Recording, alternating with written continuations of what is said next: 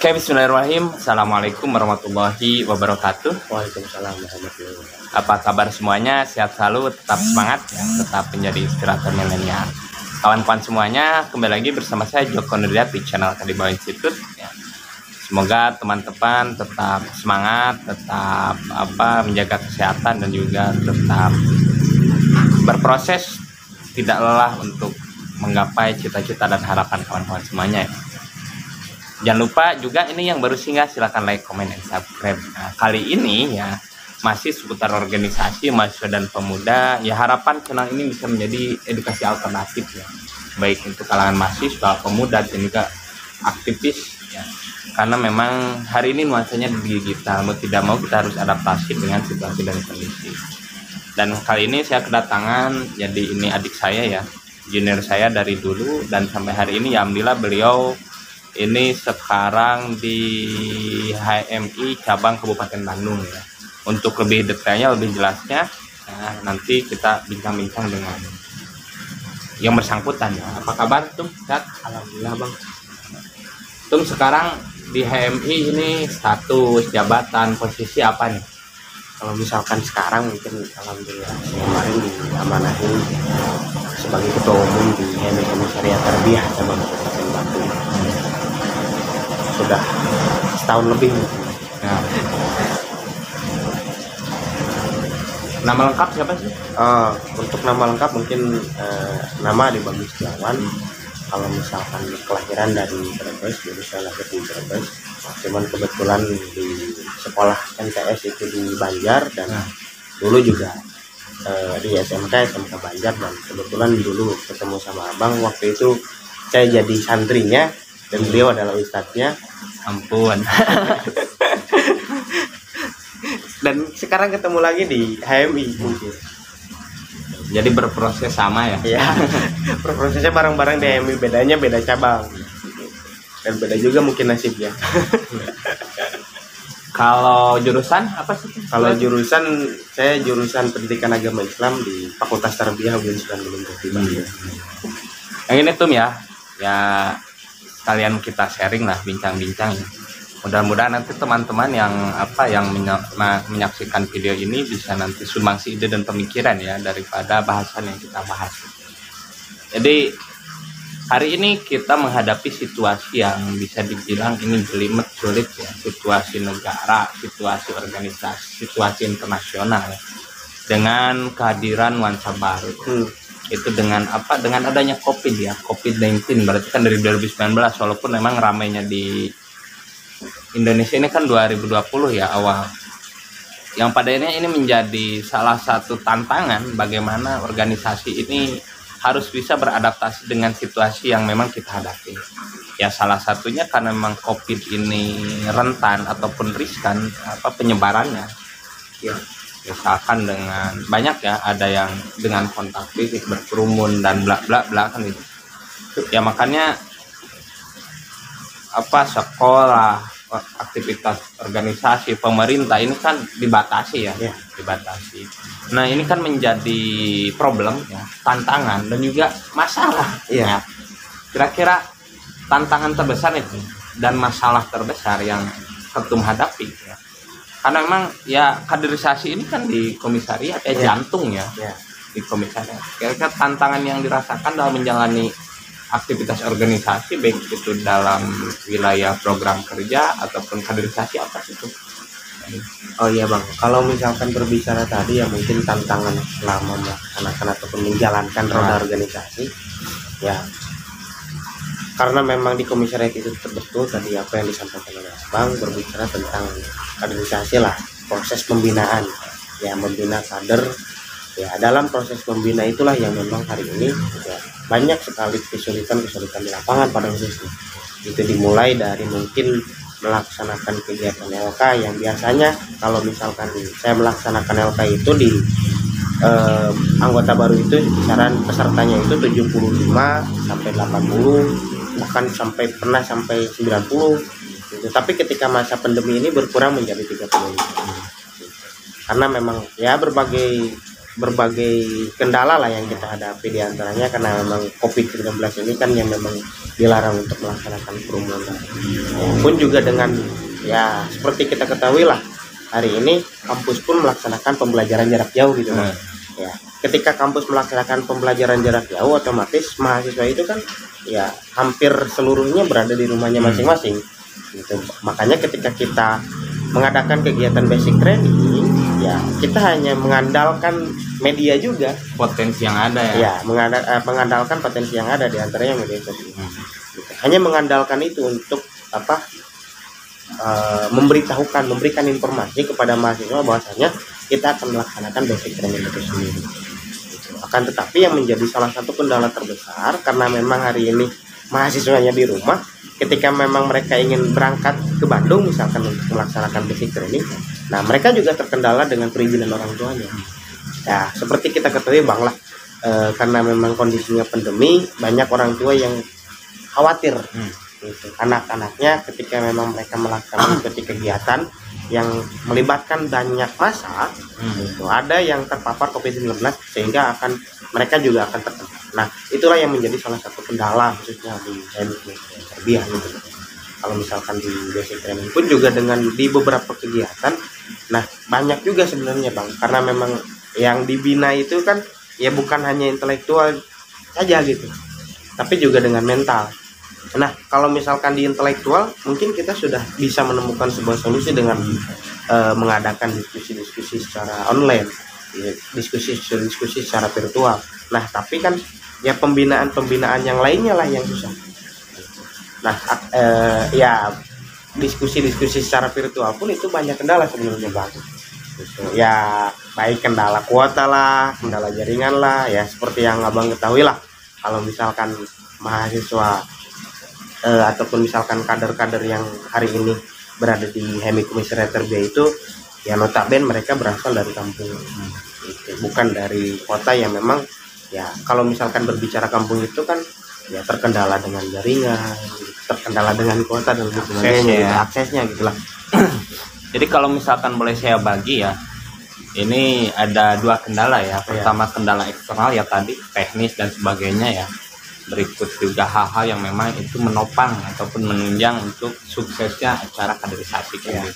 Juga kalau kendala internalnya nih, nah apa sih yang sangat dirasakan? Nah begitu pun berbicara tentang kendala internal mungkin Bang, karena memang di kepengurusan saya khususnya untuk jajaran presidium, khususnya kabit itu saya menggunakan semester seangkatan dengan saya, mungkin angkatan 2016 ketika kuliahnya. Tapi untuk di Wasekum itu turun satu angkatan di 2017 gitu. Tujuannya adalah untuk kaderisasi kan pada awalnya.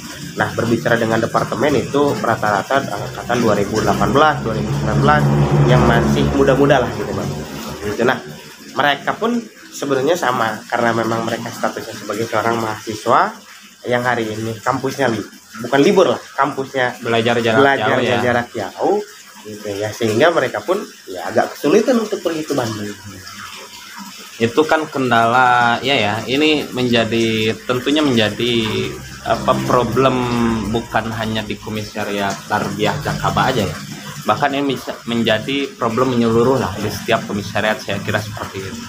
Terus untuk itu kan kendala internal komisariat ya. Kalau misalkan kendala internal secara kehemian apa sih yang paling dirasakan dengan situasi hari ini ya, dengan aktivitas online, kaderisasi online, apa sih yang menjadi kendala terbesar, kegamangan ataupun hal-hal yang memang itu dianggap masih ragu lah untuk melaksanakan hal itu?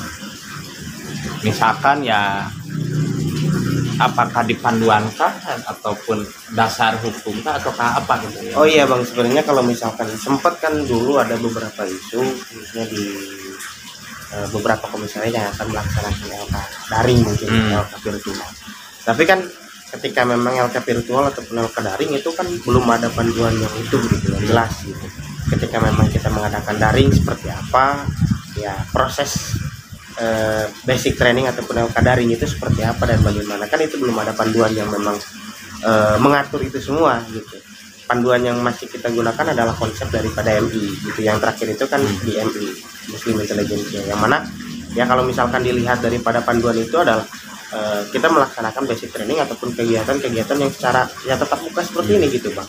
Itu belum adanya panduan yang memang secara khusus mengatur tentang ya bagaimana ketika memang terjadi kondisi darurat seperti COVID-19 ini kan itu belum ada bang. Itu nah sehingga itu mungkin agak sedikit kesusahan juga, agak sedikit kewalahan juga kita dalam melaksanakan itu semua. Takutnya kan kita melaksanakan ya ini kan belum ada aturan, berarti kita belum ada dasar, sehingga nanti dianggapnya itu adalah sebuah ilegalan.